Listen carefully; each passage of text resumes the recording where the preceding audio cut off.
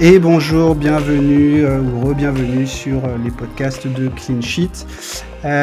Cette semaine, on retourne dans mon Amérique du Sud que j'aime tant pour étudier un club dont on entend de plus en plus parler. Alors, c'est pas encore la folie, mais c'est un club qui fait beaucoup parler de lui, et notamment à travers les joueurs qu'il produit et qui arrivent de plus en plus nombreux en Europe.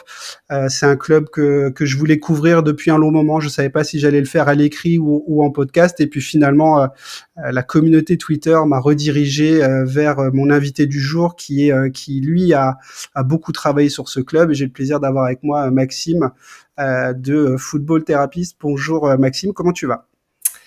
Bonjour Daniel, merci pour l'invitation. Je vais très bien, un plaisir d'être ici pour cet épisode d'un podcast j'écoute que j'écoute régulièrement et puis aussi très fan de ton travail. Donc c'est un vrai honneur pour moi. Et puis comme tu l'as dit, je me présente un peu. Je m'appelle Maxime, je suis suisse et je tiens la chaîne justement, la chaîne YouTube Football Therapist, donc football écrit à l'espagnol avec UO, et puis Therapist en anglais parce qu'en fait c'est une chaîne quadrilingue, donc je propose des vidéos dans 4 langues autour du foot. Ok, alors ça c'est plutôt rare, hein. Enfin, je veux dire, déjà bravo parce que tu maîtrises les quatre. Alors le fait que tu sois suisse fait que naturellement entre guillemets tu as déjà le français et l'allemand dans ton arsenal, mais effectivement tu fais aussi des vidéos en anglais et en espagnol. Alors je parle pas l'espagnol, mais je sais reconnaître quelqu'un qui parle l'espagnol. Donc j'ai vu quelques extraits de tes vidéos aussi en espagnol. Est-ce que tu peux nous raconter un peu comment ça se passe sur ta chaîne et d'où t'es venue cette envie de faire des vidéos? Oui, sans souci. Écoute, l'anglais et l'espagnol, je l'ai appris aussi à l'école comme l'allemand, et j'ai terminé mon gymnase en fait l'année passée, mon lycée, et donc je me suis dit ouais, c'est un peu dommage si si je ne pratique plus ces langues-là. Donc comme j'avais pas la possibilité d'entraîner une équipe parce qu'en fait je vais commencer ma carrière entre guillemets d'entraîneur prochainement, et bien je me suis dit que c'était une opportunité de monter ma chaîne. C'était un projet qui me tenait à cœur, que j'avais prévu déjà depuis longtemps, parce que j'ai travaillé en fait à plusieurs endroits de la Suisse cette année, donc c'était pas possible d'avoir une équipe. Et puis je voulais un peu montrer de quoi je suis capable en termes d'analyse tactique, et aussi je pense que mon travail peut intéresser plusieurs autres personnes, puisque déjà je peux toucher pas mal de monde justement avec ces langues, donc faut en profiter. Mais surtout, je fais aussi des vidéos pour faire découvrir des académies qui travaillent bien, comme celle d'Independiente del Valle, justement, qu'on va découvrir aujourd'hui. J'ai fait une vidéo pour présenter il y a pas mal de recherches évidemment d'abord derrière pour savoir pourquoi cette académie a autant de succès et arrive à sortir autant de jeunes comme Hincapié, Caicedo et tant d'autres. On en reparlera. Et, et donc justement, j'ai fait d'abord cette vidéo. Enfin, j'ai sorti 3 vidéos finalement sur le sujet lié au club et à la sélection équatorienne. Une première sur l'académie, comment ils travaillent, leur méthodologie. Ensuite, j'ai fait une analyse tactique des 4 joueurs formés au club, des ex-canteranos comme on dit, anciens joueurs de l'académie qui ont un rôle important avec la sélection équatorienne, la tricolore. Et ça m'a permis en fait d'interviewer l'ex-directeur sportif, l'ex-chef du football formatif, donc l'ancien directeur de l'académie d'Independiente del Valle. La vidéo est disponible aussi sur la chaîne. C'est un interview, mais évidemment, c'est en espagnol. Ouais, tout à fait. C'est pour ça, c'est aussi pour la richesse du travail que tu as fourni que je voulais qu'on fasse ça ensemble. Alors, je l'ai pas mentionné effectivement dans l'introduction, mais le focus aujourd'hui se fera sur l'Independiente del Valle, club de mon Moisés Caicedo chéri à Brighton, et on aura l'occasion de parler un petit peu de lui tout à l'heure. Mais c'est un club un peu atypique, et je sais que dans dans les académies que tu as couvertes. Tu parles aussi de Salzbourg. C'était le sujet de mon premier podcast avec Pierre, qui est le CM de la page officielle du Red Bull Salzbourg France. Podcast que je recommande, hein, d'ailleurs. Ouais, qui était très chouette. Et moi, je voulais savoir justement comment est-ce que tu choisis tes sujets. Ah bah c'est assez simple en fait.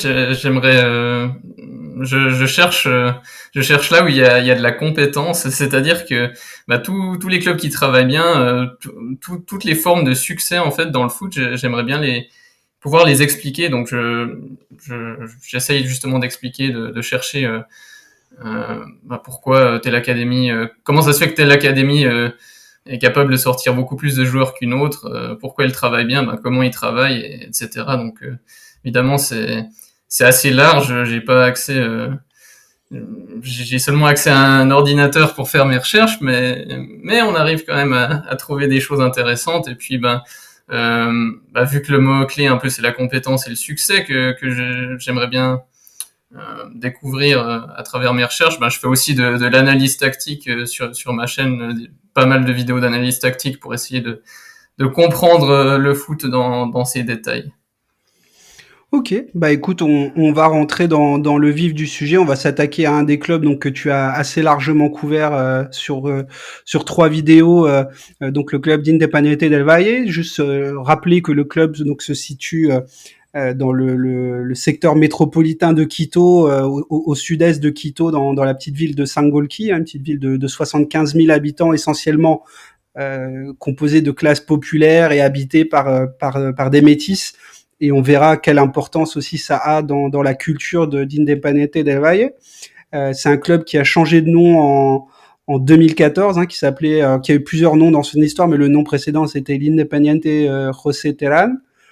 C'est devenu Independiente del Valle en 2014. En 2007, quelques années auparavant, c'est Michel Deller, donc un architecte millionnaire équatorien qui détient ce qu'on appelle la master franchise, donc les droits de la franchise KFC en Équateur, qui a racheté le club, qui l'a fait passer de la 3e division à la 1re division. Et qui a permis en fait au club d'avoir cette culture qu'on connaît aujourd'hui, qui est une culture de la formation, une culture aussi de la technologie et voilà, qui en font aujourd'hui un club qui est surnommé, il y a 2 surnoms, c'est la Masia équatorienne et le Hoffenheim sud-américain, pour sa capacité aussi à utiliser ce que faisait Nagelsmann, à utiliser des écrans sur les terrains pour pouvoir, pendant l'entraînement, visualiser certains éléments. Est-ce que tu peux nous expliquer cette arrivée à la présidence de Michel Deller, peut-être nous parler un peu du personnage et ce qu'il a pu faire dans ses premières années? Oui, tout à fait. Effectivement, Michel Deyer ou Deller, je sais pas vraiment comment on le prononce, parce que c'est pas vraiment un nom qui sonne très équatorien. Comme tu l'as dit, c'est un architecte millionnaire équatorien qui dirige donc la franchise nationale de KFC là-bas, qui est d'ailleurs depuis devenu sponsor du club. Et en fait, il a un rêve, lui, c'est que l'Équateur remporte la Coupe du Monde. Finalement, il a ouais, ça pourrait arriver un jour s'il continue à travailler autant bien avec son club d'Independiente del Valle. Donc forcément, qui dit miser, qui dit compter sur, qui dit rêver de gagner la Coupe du Monde avec son pays, doit miser sur la formation. Et donc c'est essentiellement de ça qu'il s'agit avec Michel Deyer. Il a ouvert en fait. Donc, comme tu l'as dit, le club est très vite monté en Serie A, donc pas la Serie A italienne qu'on connaît, mais bien le premier championnat, la première division équatorienne. Et en fait, très tôt, il a ouvert des écoles de foot dans tout le pays pour repérer les meilleurs joueurs locaux, afin de sélectionner ensuite les meilleurs d'entre eux pour venir au centre. Et ce qu'il faut savoir, c'est qu'il y a 2 types d'écoles. Il y a donc des écoles dites qui ont plus un rôle social. Il y en a 41 dans tout le pays, c'est immense. Après, il faut se dire que ces écoles qui ont un rôle social, c'est pour permettre aux jeunes d'avoir simplement une structure pour jouer au foot avec un entraîneur. Et donc il y a aussi la méthodologie Independiente del Valle qui qui est implanté à ce niveau-là. Les jeunes peuvent apprendre de cette méthode. Ça, c'est vraiment un rôle social pour donner une opportunité de jouer en équipe aux jeunes équatoriens.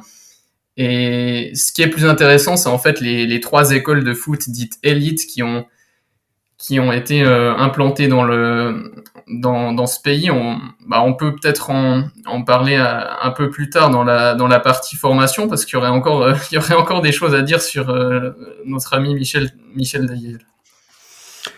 Ok, bah écoute, en termes d'introduction, ça me semble bien. Donc effectivement, il fait passer le club de la D3 à la D1. Il y a un partenariat aussi dont on reparlera un peu plus tard et ce qu'il a pu apporter, mais il y a un partenariat qui est noué avec l'Aspire Academy, donc de Doha au Qatar, hein, qui est, on en parlait un peu sur le podcast d'Estoril aussi, où il y a de plus en plus, historiquement, il y avait beaucoup d'Espagnols, mais aujourd'hui de plus en plus de Portugais qui y passent, qui est une espèce de think tank du football mondial, hein, qui un espèce de mélange de culture et d'apprentissage où on apporte des choses et on repart aussi avec d'autres concepts. Au démarrage, Michel Daillet donc met en place un staff essentiellement uruguayen, puisque les Uruguayens, eux, sont experts, hein, dans la formation, tout petit pays, qui sort beaucoup de très bons joueurs, et en fait la greffe prend très bien et rapidement les catégories de jeunes en fait d'Independiente del Valle se performe très très bien, et c'est toujours le cas aujourd'hui, on en reparlera un peu plus tard, mais c'est tellement le cas qu'aujourd'hui en fait les adversaires qui peuvent rencontrer en équipe de jeunes en Équateur ne sont parfois même pas au niveau qui est le leur, et c'est pour ça qu'Independiente participe à énormément de compétitions internationales un peu partout dans le monde pour se confronter en fait à des oppositions un petit peu plus à leur niveau, voire de meilleur niveau, pour que les équipes de jeunes en fait ne stagnent pas entre guillemets, et que l'équipe première puisse toujours être abreuvée de joueurs venant du centre. Justement, comment aujourd'hui, tu as commencé un tout petit peu à en parler, mais je voudrais que tu puisses l'expliquer, comment aujourd'hui procède le club en termes de scouting, et est-ce qu'il vise en particulier certaines catégories sociales en Équateur? On rappelait que le quartier dans lequel il est basé, enfin la ville dans laquelle le club est basé, est un quartier très métissé. Est-ce qu'aujourd'hui c'est un fragment de la population que Independiente del Valle cible en particulier? Non, il y a pas de fichage ethnique. Independiente del Valle, en fait, cherche simplement les meilleurs joueurs équatoriens pour les développer, donc justement à travers ces écoles. Et comment ils ont procédé, en fait, c'est assez simple. Ils ont regardé d'où proviennent la majorité des joueurs de la sélection, la tricolore, la tri, et ceux des 2 ligues professionnelles équatoriennes. D'où proviennent exactement ces joueurs, qui sont quasiment tous équatoriens, donc. Et ce qui est intéressant, c'est qu'ils viennent de 3 bassins où la population afro-équatorienne est très présente. Il y a la province d'Esmeraldas et la ville de Guayaquil, qui sont les 2 sur la côte. Il y a le Valle del Chota, une vallée plus au centre du pays. C'est donc ces 3 bassins, et c'est un peu paradoxal parce que en fait, les Afro-Équatoriens ne représentent que 7% de la population, seulement 7, alors qu'ils sont surreprésentés en sélection nationale. En 2006, un petit chiffre, il y avait 80% d'Afro-Équatoriens dans la sélection. Alors, on peut en fait, si on remonte dans l'histoire, cette communauté afro-descendante est arrivée en Équateur à l'époque du commerce triangulaire, car les négriers, ces bateaux d'esclaves, s'y étaient échoués à l'époque. C'est pourquoi il y a encore beaucoup d'afro-descendants sur la côte équatorienne aujourd'hui. Ceux qui n'ont pas eu la chance de voir leur bateau s'échouer et de pouvoir ainsi s'échapper, ils ont été utilisés comme esclaves dans les haciendas du pays pendant des générations avant d'avoir été ensuite libérés, si bien qu'il y a aussi un bassin d'afro-équatoriens dans ce Valle del Chota qui se situe dans les terres. Le truc, c'est qu'aujourd'hui, encore, ces populations équatoriennes vivent de manière relativement isolée par rapport aux autres équatoriens, parce que ces endroits sont plus pauvres et pas autant développés que le reste du pays. Il y a d'ailleurs toujours un certain racisme à leur encontre aujourd'hui, alors ce qui est assez paradoxal, puisqu'à la Coupe du Monde et à la Copa América, tout le monde est derrière la sélection, qui est composée justement par beaucoup de ces Afro-Équatoriens, et ça, forcément, ça motive, ça crée de l'émulation, ça motive ces jeunes afro-équatoriens à jouer au foot parce que c'est un peu le seul moyen qu'ils ont pour améliorer leur situation de vie et celle de leur famille qui est souvent compliquée. Et donc, voilà, c'est pas ils vont pas regarder la couleur de la peau pour se dire ah c'est bon lui il est plutôt typé afro-descendant, il est sûrement fort au foot. Non, c'est vraiment la compétence. C'est moi qui ai mal posé ma question, mais effectivement, tu fais bien de corriger et de rectifier. C'était évidemment pas le sens de mon propos, mais dans ce que je voulais dire, c'est qu'effectivement, ils se basent sur ces bassins qu'ils ont identifiés et qui en fait sont sous-représentés dans la société équatorienne, mais effectivement surreprésentés en sélection.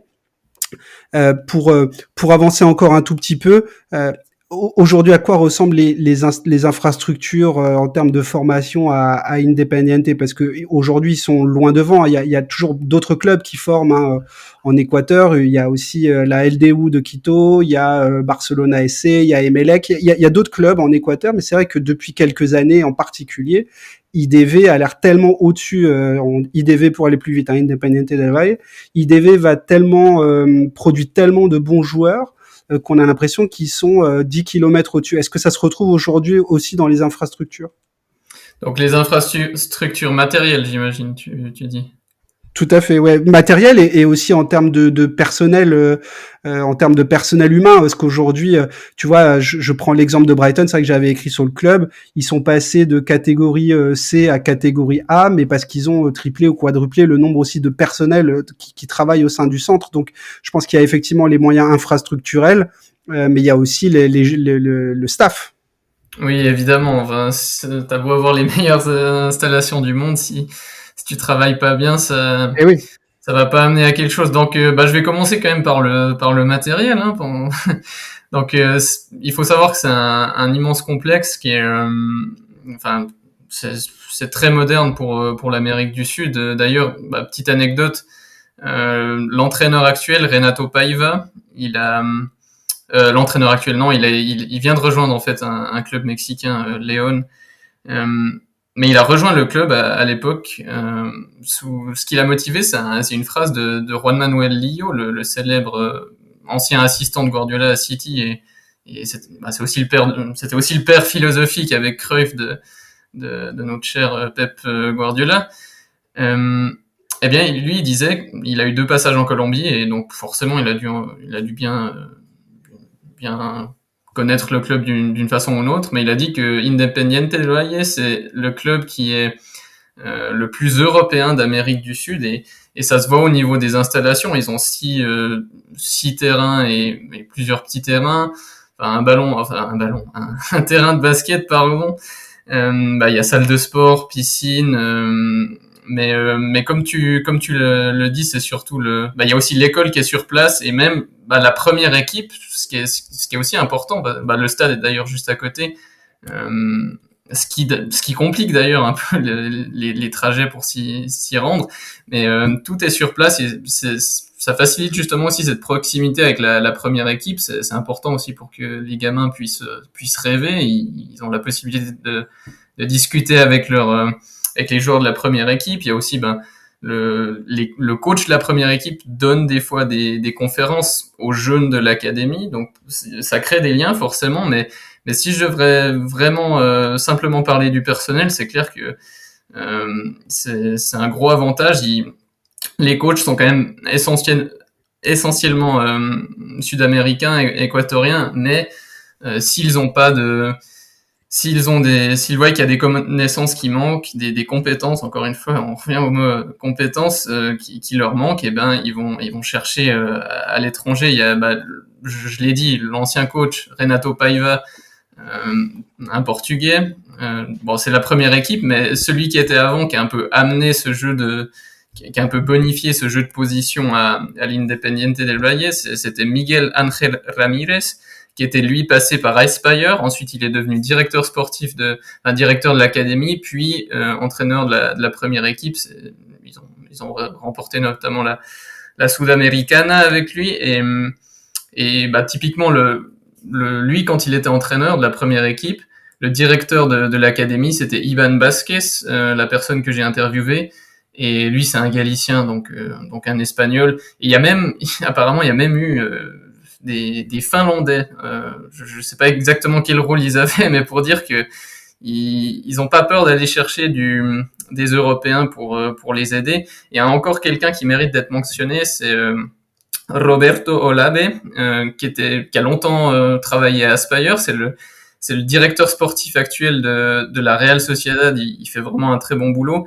Et il a aussi travaillé, quand il était avec Aspire, il a travaillé aussi pour le club équatorien, parce qu'il faut savoir que justement, en 2015, Independiente, IDV, hein, c'est plus rapide.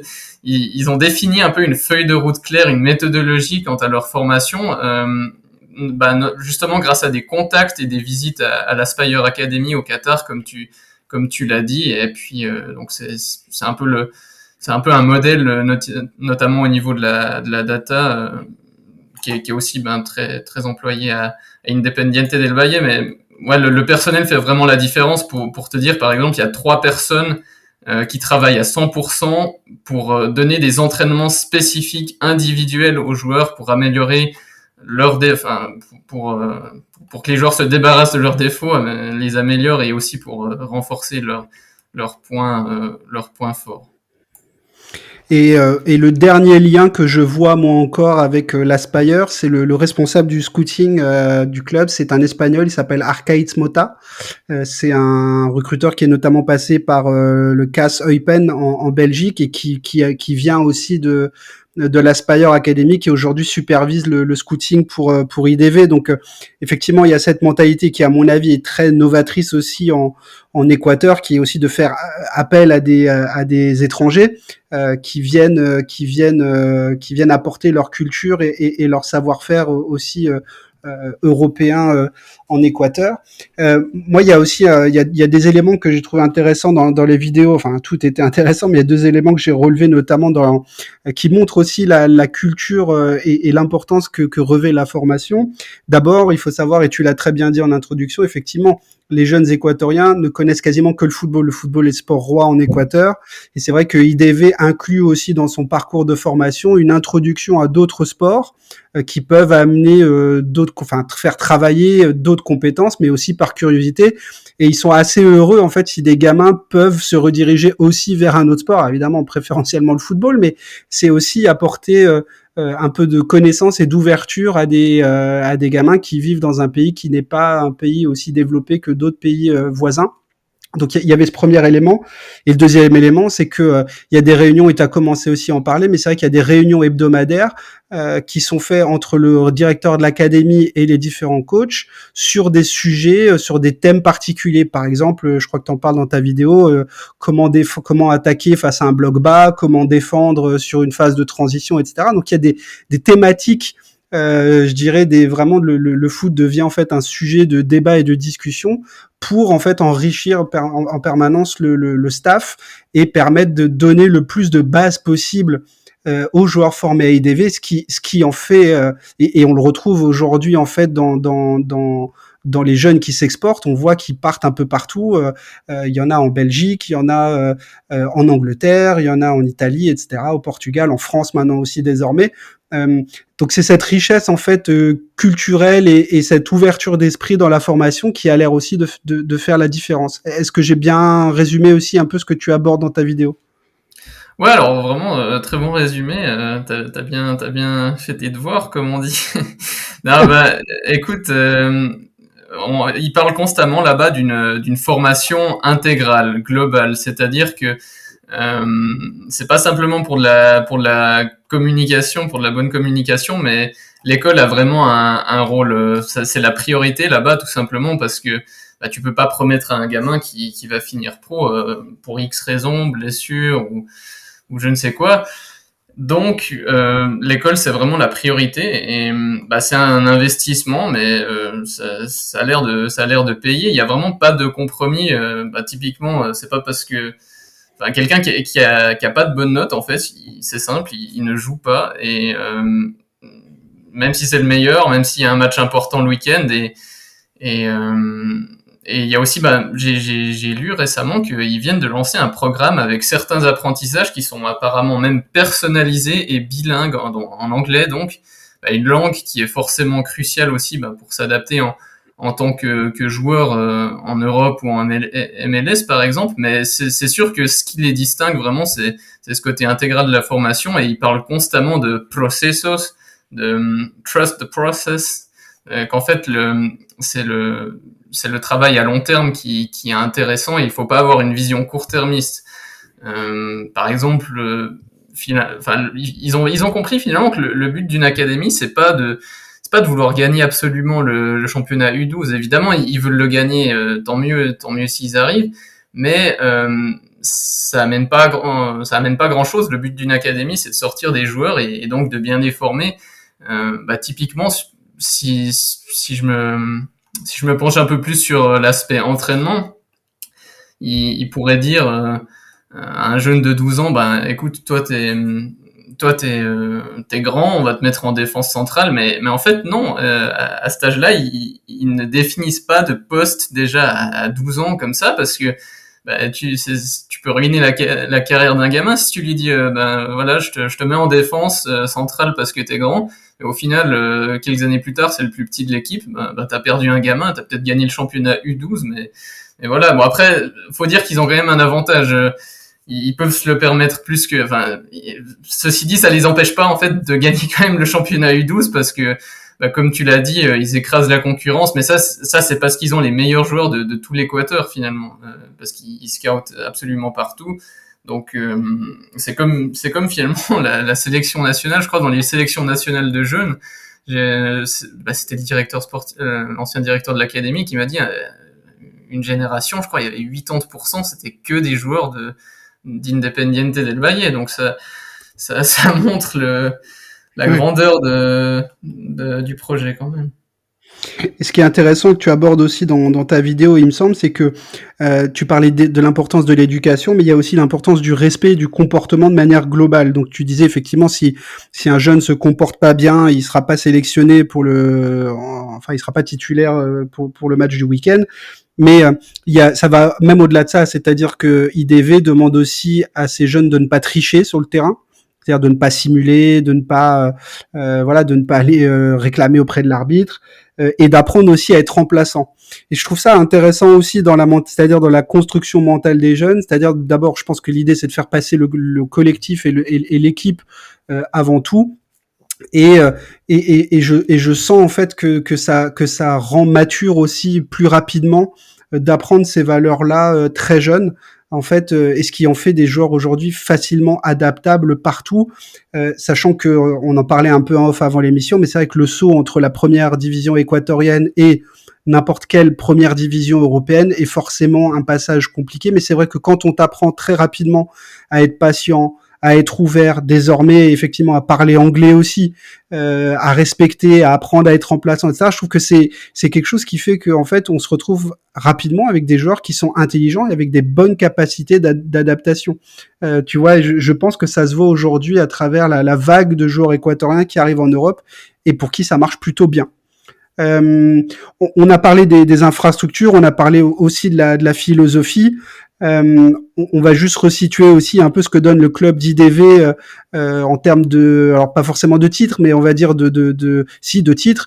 Ils arrivent quand même jusqu'en finale de Libertadores en 2016. Donc on rappelle, la Copa Libertadores est l'équivalent sud-américain, pour le dire vite, de la Ligue des Champions. Donc ils font deuxième en 2016, ils remportent la Copa Sudamericana en 2019. Donc la Copa Sudamericana est l'équivalent sud-américain de l'Europa League. Et la section U20 a gagné la Copa Libertadores en 2020. On peut dire, sans prendre trop de risques, Maxime, que le projet a l'air quand même de plutôt bien fonctionner.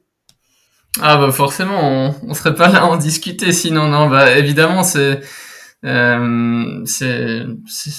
marche vraiment très bien à ce niveau-là, mais c'est vrai que il faut quand même dire qu'en 2016 typiquement c'était pas le jeu était pas autant développé que ce que ça peut être actuellement.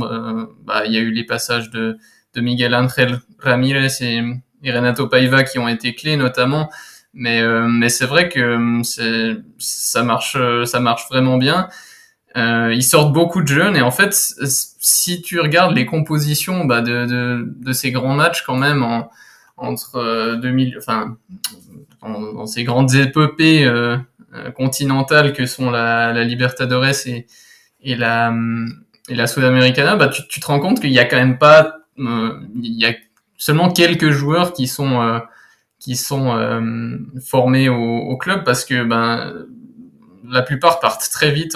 Finalement, à peine ils jouent quelques matchs ou quelques minutes, ils s'envolent déjà pour l'Europe, certains.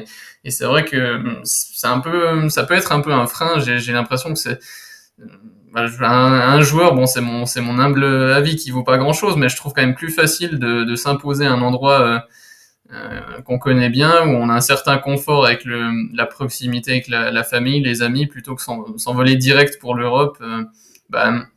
Je crois que t'apprécies bien Brighton, justement. Il y a un jeune il y a certes Moises Caicedo qui a réussi très bien en ce moment, mais il a eu besoin d'un temps d'adaptation. Et puis il y a un autre jeune, Billy Arce, qui est vraiment parti super tôt d'Independiente del Valle. Finalement, il a jamais joué pour Brighton. Enfin, tu me corrigeras, Non, mais il non. a, ouais, voilà, il a fait plusieurs prêts en Espagne, puis ensuite il est à chaque fois retourné en prêt en Équateur, puis là, on pourrait presque croire que voilà sa carrière est finie. Mais finalement, il a que 23 ans maintenant, et puis il joue en première équipe d'Independiente del Valle. J'ai l'impression qu'il y a quand même un peu il faut il fasse plus attention au niveau de la patience, mais forcément, quand t'as un contrat avec des gros chiffres qui t'attirent en Europe ou en MLS, je pense que tu réfléchis aussi autrement. Ah, mais clairement. Et puis il faut se mettre dans le contexte. Voilà, ce sont des jeunes joueurs qui viennent d'un milieu pas forcément favorable. Donc on peut excuser aussi le fait qu'ils veuillent partir assez rapidement. Mais on a quand même Ouais, tout à fait, l'association tout à fait. et tu en parlais avec Moises Caicedo. Moises Caicedo, effectivement, il arrive au mercato donc en janvier 2021. Il fait 6 mois avec la réserve, avec les U23. Ensuite, il commence la saison suivante 6 mois à Beerschot et il revient en fait à Brighton au dernier mercato d'hiver parce que Bissouma part à la CAN et en fait voilà, il s'impose assez rapidement. Donc il lui aura fallu une année entre Brighton et Beerschot pour s'adapter, ce qui est quand même assez remarquable. Et aujourd'hui, il est pleinement intégré, enfin en tout cas en plus avec le départ de Bissouma cet été à Tottenham, il sera pleinement intégré à la rotation l'année prochaine. Il a fait quelques vraiment bons matchs, hein, notamment contre Arsenal, qui est un peu le clean sheet ICO, hein, je sais pas si on peut dire ça comme ça, entre mes deux équipes de cœur. Mais effectivement, il a fait un super match contre Arsenal.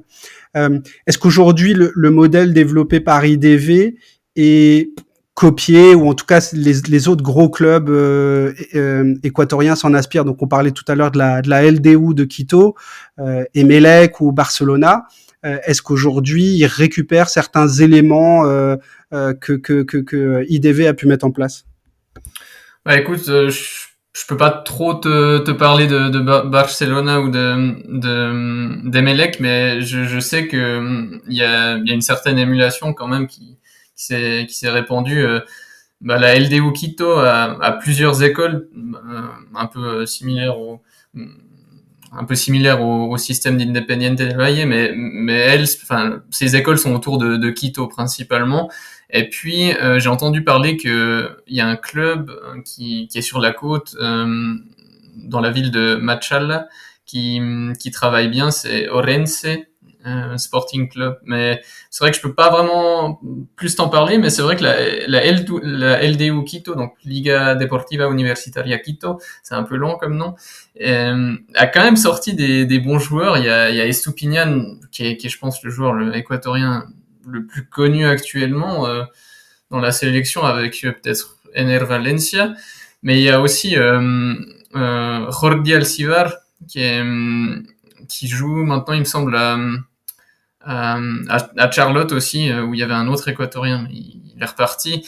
C'est un milieu intéressant qui joue, qui a eu sa première sélection, il me semble, il y a pas si longtemps que ça, ces derniers mois. Il est un peu rentré dans la shortlist de Gustavo Alfaro, mais il y a aussi un jeune là qui vient de signer à Anderlecht. Alors je connais pas du tout et je sais pas si j'ai non plus bien prononcé le nom d'Anderlecht comme club belge, mais c'est Nilson Angulo, c'est un attaquant. Et puis donc ça, on est toujours à la LDU Quito. Et puis l'Ajax s'intéresse de près à ce que fait à ce qui se passe en Équateur, puisque il y a deux très jeunes, donc 17 et 18 ans, qui n'ont pas encore qui ne sont pas qu'ils ont déjà joué en pro pour la LDU Quito, mais ils s'appellent Oscar Zambrano et Mathias Solis, et ils ont déjà été faire un stage en fait à l'Ajax cette année, et ça pourrait être un peu les prochains Patrickson Delgado, parce que c'est un joueur qui actuellement, donc Patrickson Delgado, c'est un joueur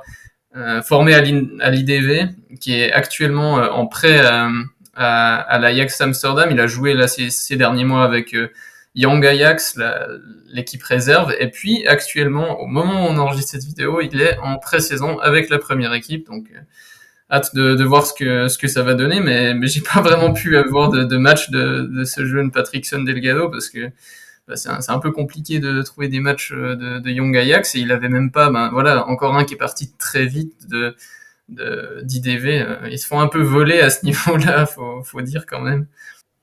Oui, et puis alors on va citer quelques noms, on va mettre les cadres principaux parce que tu leur as consacré une vidéo, on va en parler juste après.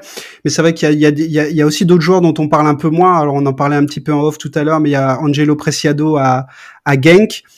Donc là, club assez doué en scouting, hein, c'est plutôt leur spécialité, et on leur avait consacré aussi un article sur Clean Sheet il y a quelques mois. Il y a José Hurtado qui est au Red Bull Bragantino, un gros physique, un tank, hein, dont on avait parlé un petit peu aussi, il me semble à l'époque, avec, je crois que c'était peut-être avec Rodolphe ou je ne sais plus avec qui, mais on en a déjà parlé de ce joueur au cours d'un podcast. Et puis, il y en a un qui arrive là en France, c'est Jackson Porozo, qui est passé par Boavista la saison passée, qui lui a été formé, mais qui est parti assez vite dans le club de Manta, puis à Santos, un défenseur avec une belle coupe de cheveux, vous allez voir, assez sympathique. Patrickson Delgado, dont tu viens de parler, et le petit Anthony Valencia, qui vient de signer à Antwerp, un club qui aussi depuis 2 saisons, et on en avait parlé avec Sacha Tavolieri, un club qui, alors, avec une infrastructure dirigeante qui est qui est peut-être parfois contestable, en tout cas un peu louche, hein, notamment avec Luciano Donofrio, mais un club qui revient en Belgique sur les dernières saisons. Donc voilà, effectivement, il y a une belle fournée là de joueurs équatoriens qui arrivent. Hein. J'en ai même vu un, alors j'ai perdu le nom, mais qui part au Dynamo en Croatie. Donc voilà, ils vont un peu partout, et je trouve ça vraiment bien. On va se concentrer peut-être sur les 4 noms en tout cas, il y en a peut-être 2 ou 3 que les gens connaissent un peu plus. On a commencé à en parler un peu. Il y a Moises Caicedo qui joue à Brighton. Piero Hincapié qui est au Bayer Leverkusen, un grand défenseur gaucher dont on parle beaucoup là, notamment à Tottenham. Je sais pas si ça se fera ou pas. Je pense que c'est encore un peu juste. Il faut peut-être une deuxième année encore avant d'y aller. Alan Franco qui aujourd'hui à Talleres en prêt depuis l'Atlético Mineiro, hein, donc un des plus gros clubs brésiliens, et Gonzalo Plata qui a été prêté par le Sporting à Valladolid. Est-ce que tu veux nous parler, alors peut-être pas de manière extensive, mais en tout cas nous présenter ces 4 profils et nous dire en quoi voilà, ils sont représentatifs aussi de la formation à IDV. Ouais, sans souci, j'aimerais juste rajouter, tu as parlé du club d'Antwerp, où Anthony Valencia, jeune talent très intéressant, vient de signer. Il y a aussi un autre équatorien formé à Independiente del Valle qui joue, qui l'a rejoint il y a quelques mois, mais il me semble pas je sais pas, j'ai pas suivi son parcours là-bas. C'est William Pacho, un défenseur central, si jamais. Mais ouais, pour revenir aux quatre noms, je leur ai consacré une analyse tactique détaillée de leur profil. Alors je peux commencer par les 2 plus intéressants, c'est forcément Moises Caicedo et Piero Hincapié. Je sais pas si je commence par la crème de la crème ou bien. Allez, on y va. Commence par le meilleur. Commence par Caicedo. Ok. Ah, tu dis ça parce que t'aimes Brighton, c'est juste. Je suis pas très objectif. Là. Non mais écoute, c'est aussi mon préféré, donc ça me va très bien. Donc Moises Caicedo, c'est un milieu qui est vraiment super complet. J'ai pas vraiment trouvé de défaut à ce joueur. Bah, des fois, avec la sélection, j'ai vu s'il perd le ballon, c'est par faute de concentration, genre une passe bête qu'il louperait, mais franchement, bah, il est très à l'aise pour avec le ballon, pour faire des changements de côté très précis, pour trouver des passes entre les lignes. Il est capable bah, il peut bien diriger le jeu, mais il sait aussi se projeter. Bah, j'ai souvenir d'un but, contre Flamengo, qui est une victoire 5-0 contre le Flamengo quand même ces dernières années, qui est quand même très fort. C'était en Copa Libertadores.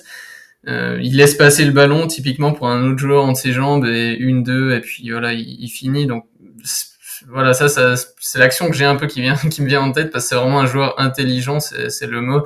Il sent par exemple très bien les coups pour sortir au pressing, faire des récupérations.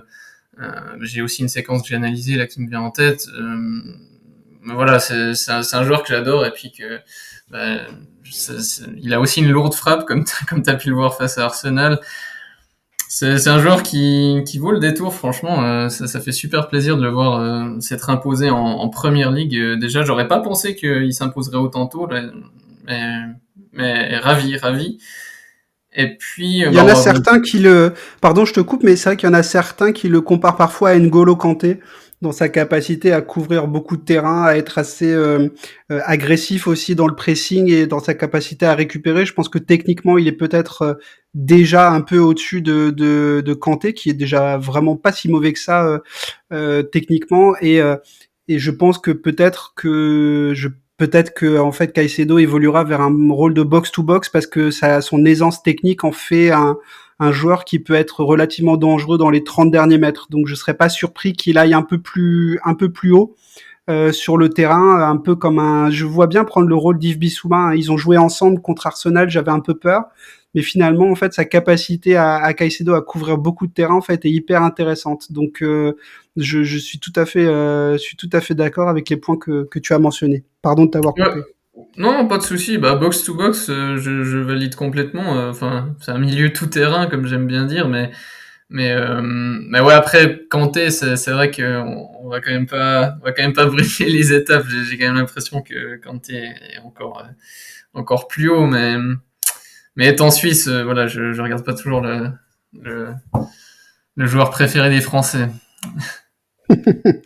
Ok, et Piero Hincapié qui a fait une très belle première saison à Leverkusen, dont personnellement j'avais pas entendu parler avant son arrivée en Europe.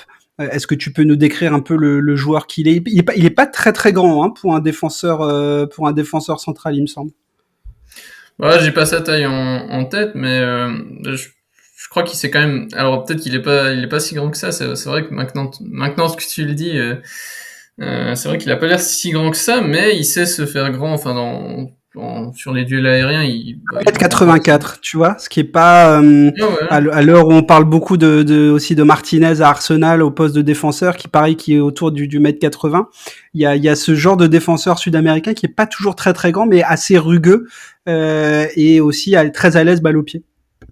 Ouais, exactement. Bah, c'est un peu un joueur IDV comme on dit en termes de maîtrise de balle. Enfin, c'est surtout ça qui me plaît chez lui. C'est-à-dire il ose aussi ben, faire des montées avec le ballon, s'engouffrer s'il y a de l'espace ou bien simplement pour attirer un adversaire, créer un autre espace, etc., libérer un coéquipier.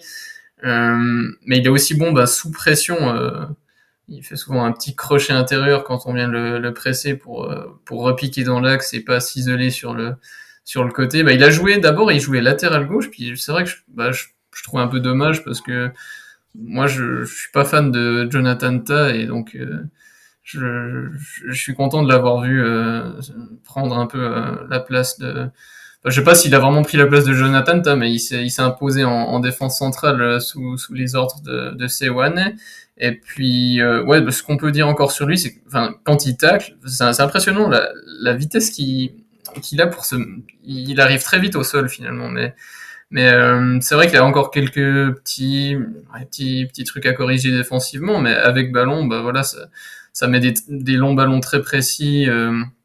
Bah, il est rapide, agressif, comme tu l'as dit, rugueux, et puis il est capable de trouver des passes intéressantes entre les lignes. Donc vraiment un joueur que j'apprécie beaucoup et qu'on pourrait retrouver aussi en première ligue. J'ai lu que il y a des rumeurs qu'il envoyait à Tottenham. Après, ouais, peut-être, je sais pas si c'est un peu prématuré encore pour lui, mais bah, il nous a quand même bien étonné cette saison en s'imposant à Leverkusen.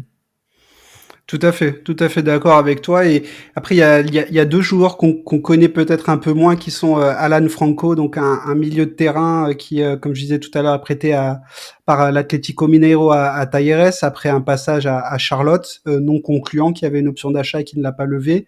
Et Gonzalo Plata, qui est parti assez jeune lui aussi, hein, au Sporting, et qui a été prêté là à Valladolid, qui ne sait pas s'ils vont lever l'option d'achat ou pas. Je crois que ça dépend aussi un peu de la venue ou non de Trincao au Sporting. En tout cas, deux joueurs aussi made in IDV. Est-ce que tu peux nous les présenter aussi rapidement?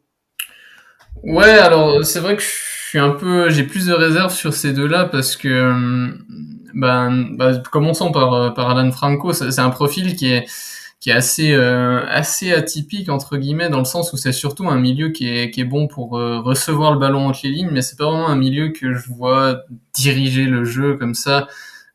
C'est pour ça que ouais, j'imagine qu'il aura plus de peine à s'imposer, à gravir les échelons en termes de club.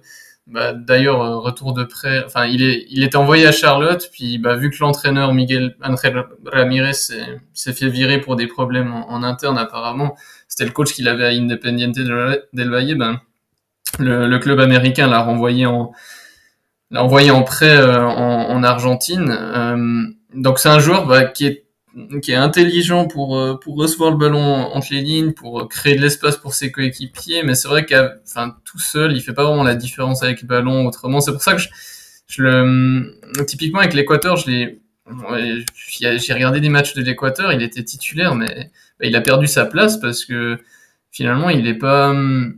Peut-être qu'il y a aussi une histoire de pression, mais on le voit pas vraiment prendre trop de risques avec la tricolore et à mon avis, ça peut lui porter préjudice. Mais ceci dit, il est quand même intéressant. Bah, il, il vient pour reprendre des centres, il vient pas trop vite, il se projette assez bien. Mais il est petit, donc pas vraiment bon sur jeu aérien. C'est plus pour mettre un plat du pied au cas où là au deuxième poteau. Mais ouais, je pense que Gonzalo Plata est peut-être un peu est plus médiatique aussi, fait plus parler de lui en raison de son profil parce que lui c'est un joueur qui est ailier droit mais avec un pied gauche assez magique. Il fait vraiment plein de différences par le dribble et la vitesse.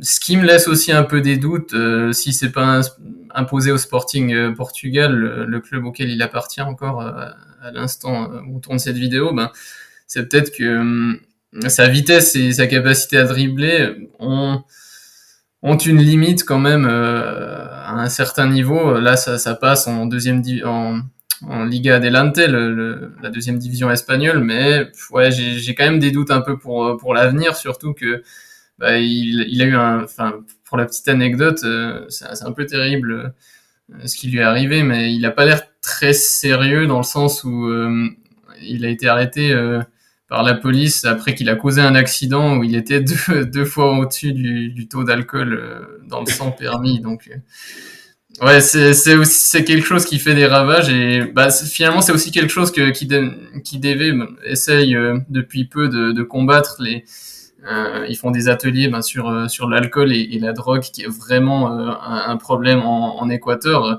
Finalement, bah, je l'ai pas dit avant, mais les parents des jeunes, même si certains partent à 11-12 ans, c'est quand même assez tôt, vivre loin de la maison, loin de leur famille, parce que le 80% des enfants vivent au centre Independiente del Valle, ben, ils sont quand même contents en général parce que ben, en plus de la bonne éducation qu'ils reçoivent là-bas, l'école est réputée.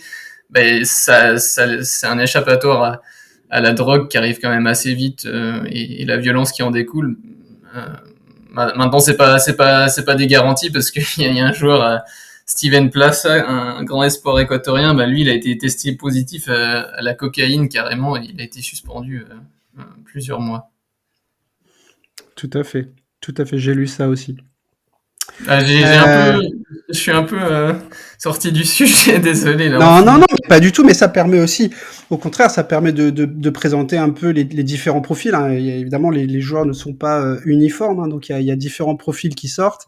Merci d'avoir présenté un peu ces profils les plus, on va dire, les plus connus sur les dernières saisons. Je voudrais qu'on fasse aussi le lien de manière assez naturelle avec la sélection nationale.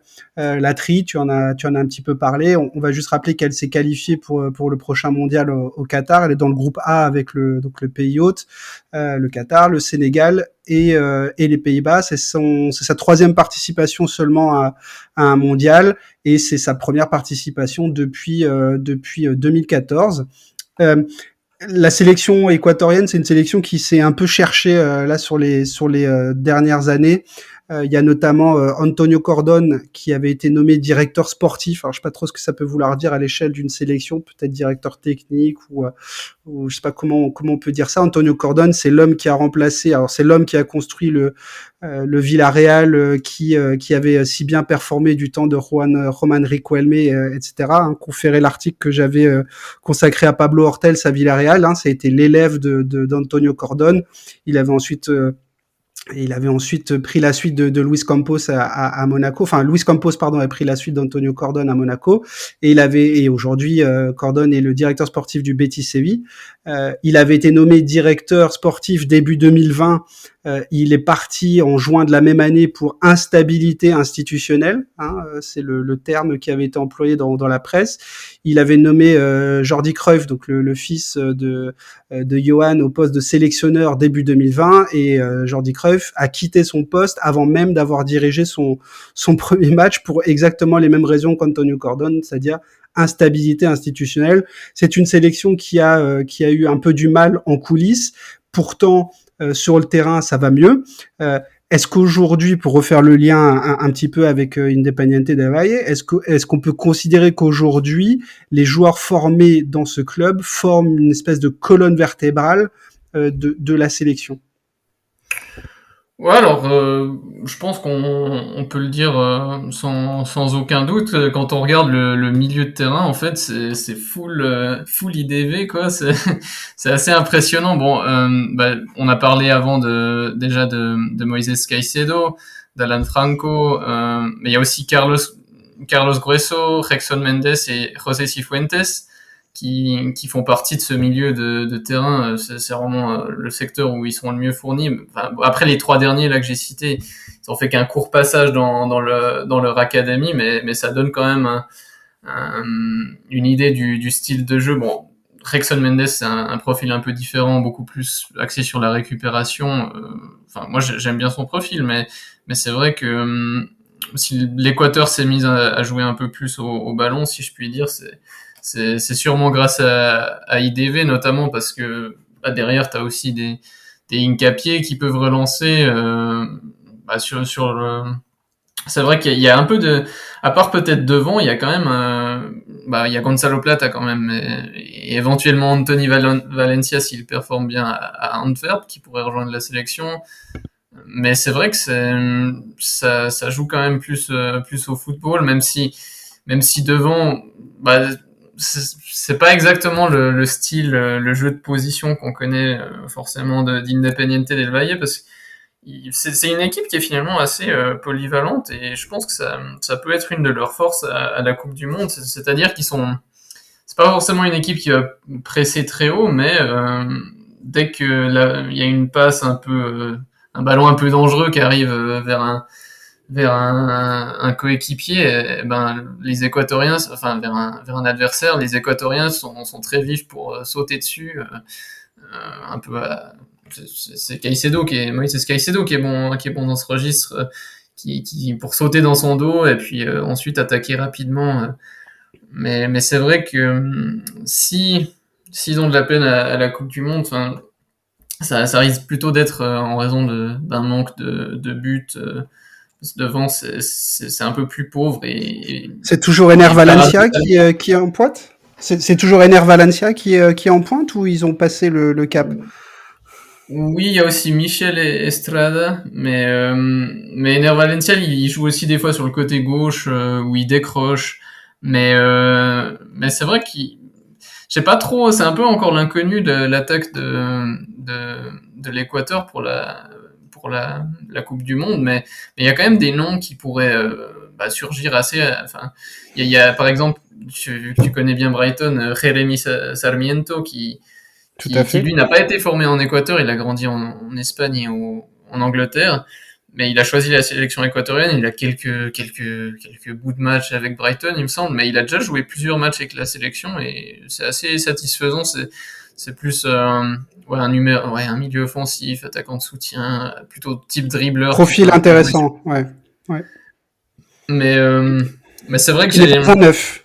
Excuse-moi de te couper, mais c'est pas du tout un neuf, hein, Sarmiento, hein.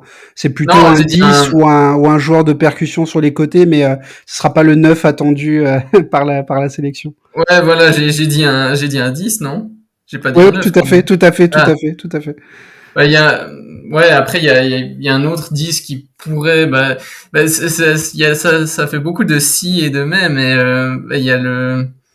il y a Pedro Vite qui était intéressant à Independiente del Valle, mais qui est parti aussi, lui, très vite, à Vancouver, où il s'est pas du tout imposé, et lui, contrairement aux autres afro-équatoriens, c'est plutôt bon, il est un peu plus clair, donc je sais pas à quel point il est afro-équatorien. C'est un grand mot aussi ce terme, mais lui, il est un peu plus frêle et selon moi, la MLS c'était vraiment pas le bon championnat à aller. Mais bon, ceci dit, il pourrait quand même s'imposer en numéro 10. Mais ouais, après c'est la question, est-ce que tu mets quatre attaquants alors que tes meilleurs joueurs sont au milieu de terrain. Enfin, je sais pas trop comment notre ami Gustavo Alfaro va composer, mais je suivrai ça avec attention.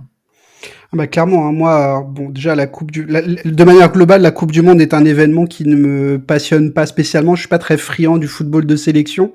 Là, en plus au Qatar et en plus en hiver, voilà, je pense qu'on a à peu près tous la même opinion du truc. Par contre, voilà, il y a quand même quelques équipes que j'ai envie de suivre parce que je suis quand même assez hypé et clairement l'Équateur en fait partie, et ne serait-ce que pour voir mon chouchou Caicedo jouer, mais aussi pour voir des Hincapié, etc. Euh, on va dire au plus haut échelon mondial. Est-ce que tu trouves, toi qui connais bien à la fois le club d'Independiente del Valle et la sélection, est-ce que tu trouves que justement on retrouve en sélection d'Équateur des principes de jeu ou un style propre à IDV? En gros, est-ce que IDV aujourd'hui influence le style de la sélection? Ouais, comme j'ai dit, je suis un peu partagé parce que ça dépend vraiment le match et des fois en termes de football proposé en Amérique du Sud, même quand tu regardes l'Argentine et le Brésil, des fois c'est pas vraiment beau à voir. Donc il y a des séquences où ça joue, t'as l'impression que ça cherche vraiment à construire, etc. Puis des fois c'est que des longs ballons, mais d'un côté les longs ballons ils peuvent un peu se les permettre quand ils ont un grand Michel Estrada devant ou bien un Ener Valencia qui les gagne, et puis quand c'est surtout Piero Hincapié qui joue long, ça devient tout de suite plus intéressant. Donc ouais, c'est une équipe qui est capable de jouer de plusieurs façons. C'est vrai qu'à ce niveau-là, vraiment imprégné, c'est quand même un peu un grand mot, mais c'est clair que les joueurs formés à Independiente del Valle en sont pour beaucoup, sont une des raisons pourquoi l'Équateur a été si bon dans ces phases de qualification de la CONMEBOL pour la Coupe du Monde.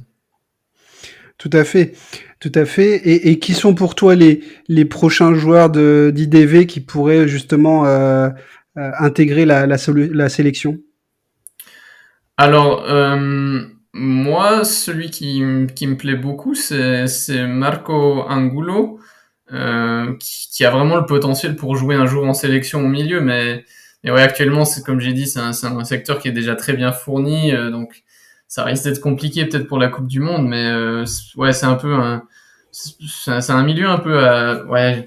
à la Caicedo, mais il fait des bons retours défensifs, mais c'est surtout sa qualité de passe qui est très bonne, et il est un peu, je dirais qu'il est peut-être même plus agile pour se retourner. Enfin, il est assez impressionnant, assez élégant, je trouve, vraiment. Et d'ailleurs, lui, il fait preuve de patience parce que ça fait bien longtemps qu'il devrait qu'il mérite sa place en première équipe. Et en fait, il y avait Caicedo devant, donc c'était pas forcément facile, mais là, il est enfin titulaire.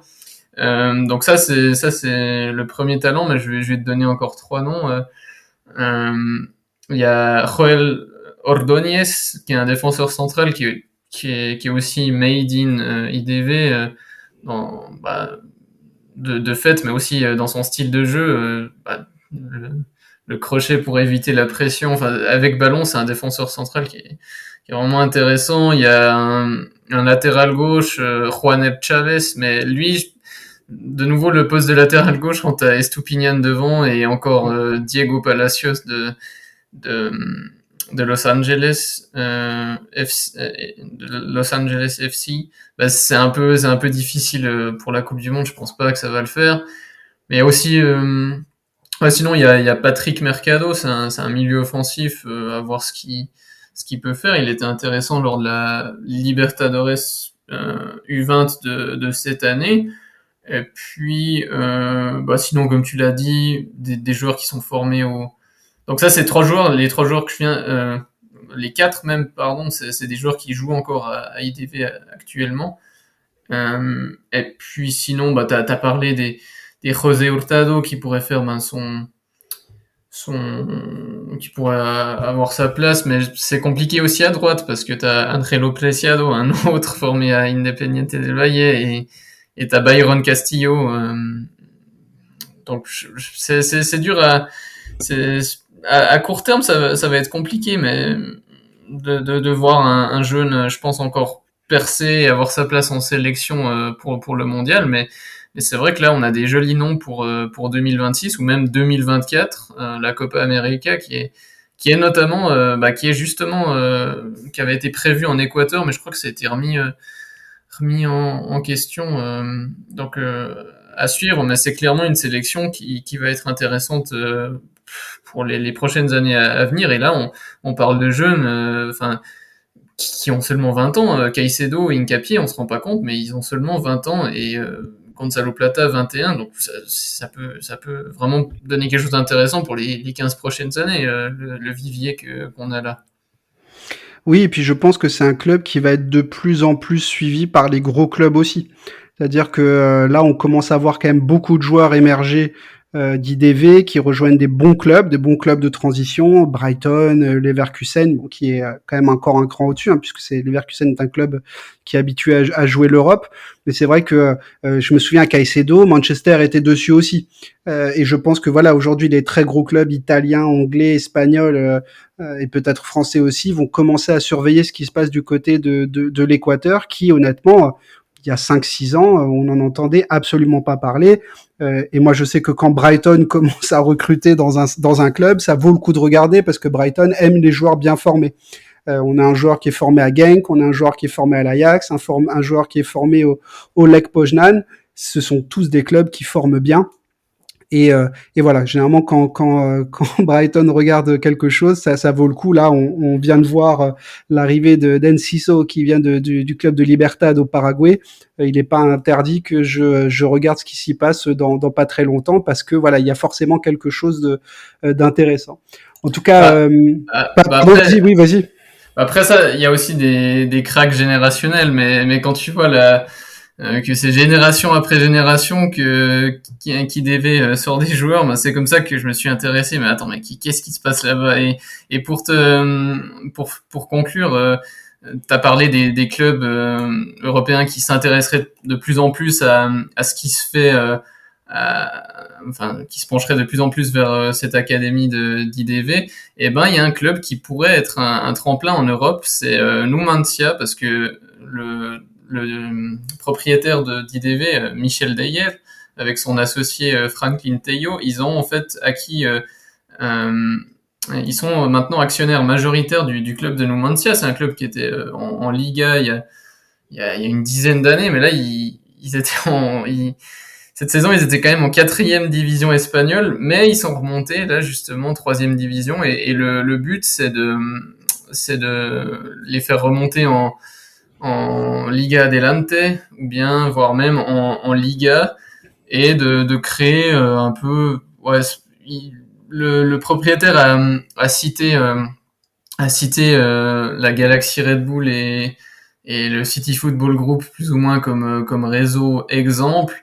Mais faut savoir que on n'est quand même pas sur le même projet parce qu'il y a quand même tous les logos, couleurs et maillots restent les mêmes. On chamboule pas la tradition avec notre ami Michel Deyer, mais ça peut être un tremplin pour Independiente del Valle et je pense que ça peut faciliter. Alors la Liga, je pense que c'est encore trop aussi. Enfin, s'ils montent en Liga, l'adaptation entre Équateur Liga, c'est peut-être un peu compliqué, mais Liga Adelante, typiquement, je pense que c'est vraiment le niveau qui serait intéressant pour les jeunes formés à Independiente del Valle. Ils pourraient faire le tremplin là-bas et à voir ce que ça donne, mais c'est vrai qu'au niveau de la langue, je pense qu'ils vont aussi installer le style de jeu, jeu de position, juego de posición, de ubicación, qu'on connaît à IDV, qui pourrait donc être le parfait tremplin pour ces jeunes en Europe. Donc c'est un projet qui est intéressant à suivre et c'est une collaboration qui est pas autant bouleversante au niveau des traditions que Red Bull et City. D'ailleurs, en plus, c'est étonnant qu'ils prennent les modèles de Red Bull et de City, qui sont absolument pas les mêmes modèles. J'espère qu'ils pencheront d'ailleurs plutôt pour le modèle Red Bull, qui travaille vraiment plutôt bien pour le coup. Affaire à suivre. Je n'étais pas au courant pour cette histoire avec Numancia, mais je regarderai ça de près. On arrive vers la fin du podcast. Maxime, d'abord, je voulais te remercier pour la qualité de tout ce que tu as pu nous apporter sur ce podcast. Déjà, moi, à titre personnel, parce que c'est un club qui m'intriguait beaucoup. Et j'avoue que dans la littérature française, hormis un très bon article de SoFoot, mais qui commence déjà maintenant à dater de 2016, il me semble, on trouve relativement peu de choses en français sur le sujet. Donc voilà, ça permettra aux amateurs de football sud-américain et aux amateurs de football tout court d'en savoir un tout petit peu plus sur ce club dont on va entendre de plus en plus parler, je pense, à l'avenir. Maxime, qu'est-ce qu'on peut te souhaiter? Enfin, quels sont tes projets aussi pour les prochains temps, peut-être cet été ou pour la rentrée? Déjà, je vais commencer ma carrière d'entraîneur, si on peut dire. Je fais en fait une année de stage dans une structure de formation, la structure de formation de ma région en Suisse, euh, parce que j'ai toujours voulu être entraîneur, donc je peux enfin commencer. Maintenant que je suis établi, je suis de retour à la maison après mon année de travail là, et puis je vais continuer à mettre du contenu sur ma chaîne, donc faut me souhaiter de la réussite à ce niveau-là. Puis j'ai une série sur la Coupe du Monde, je fais des analyses tactiques souvent ou de la micro-tactique. Là, je viens de faire une analyse sur le Danemark notamment.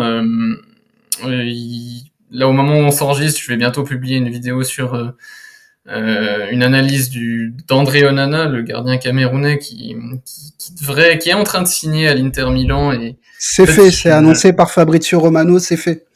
ah, c'est fait. Ok, ouais, bon, c'était plus ou moins dans l'air, mais ouais, là, je fais une analyse tactique d'un défaut, enfin, de sa faiblesse qui pourrait améliorer. Enfin, c'est un peu de l'analyse tactique, ouais, qui est assez poussée, on m'a dit, mais donc c'est vrai que ça attire pas le grand public, mais on fait avec. Et puis je continue toujours ma série sur le football suisse aussi, où je devrais même normalement prochainement aussi écrire des articles pour un site, ouais, une plateforme du football suisse en français et en allemand.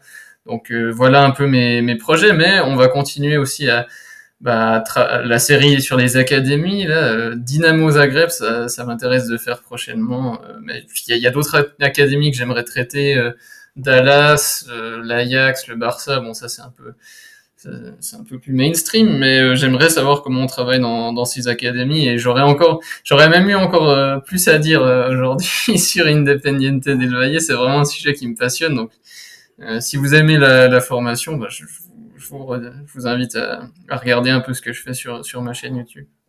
Oui, d'ailleurs, en complément de ce podcast, hein, évidemment, on remettra, si j'y pense, si je n'oublie pas, parce que j'ai une mémoire de poisson rouge, mais de toute façon, tu seras cité dans le tweet. Mais voilà, je vous invite vraiment tous à voir les vidéos que tu as fait pour les hispanophones, de regarder la vidéo donc que tu as fait de l'entretien avec l'ancien directeur de la formation à IDV. J'ai commencé à regarder, mais je t'avoue que mon espagnol beaucoup trop scolaire m'a empêché de comprendre ce qu'il fallait comprendre. Donc voilà, désolé, mais j'ai pas pu aller très loin dans la vidéo. Pas de En tout souci. cas, en tout cas, le podcast d'aujourd'hui est en français, ça, il n'y a pas de souci. Donc, vous pourrez tous comprendre ce qui se passe. Encore une fois, merci Maxime pour ton intervention aujourd'hui et pour tout ce que tu as pu nous expliquer. Et puis, bah, écoute, il n'est pas interdit qu'on se recroise à l'avenir. Si jamais, voilà, tu touches à une académie qui m'intéresse en particulier, on aura le plaisir d'en reparler ensemble. Ah, le plaisir sera pour moi, hein. Si tu m'invites, j'ai passé un excellent moment. Alors, merci beaucoup à toi, Daniel, de m'avoir invité. Et puis, ben, je te souhaite aussi tout de bon pour ton travail. J'adore ce que tu fais, l'article, le podcast. Donc, hâte de suivre aussi tes projets.